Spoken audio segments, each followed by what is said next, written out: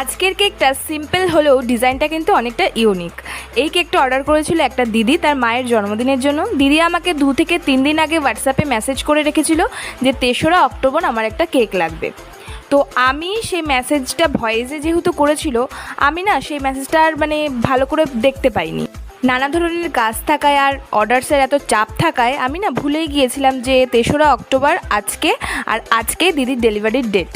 আমি একটা কাজে গিয়েছিলাম সকালে, সেখান থেকে বাড়ি ফিরে একটু ফোন দেখছিলাম।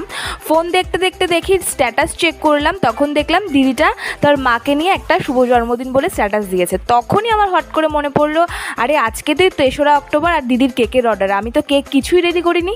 তখন তাড়াতাড়ি করে রেডি করলাম। তখন দুপুর বাজে 1টা, তারপরে 4টের মধ্যে রাত্রে করে কেকটা রেডি করে আমি ডেলিভারি করেছি। দিদি 7:30 নাগাদ নিয়েছে। দিদির মায়ের খুবই পছন্দ হয়েছে কেকের ডিজাইনটা। তোমাদের কেমন লেগেছে অবশ্যই জানিও। যদি ভালো লাগে লাইক করো।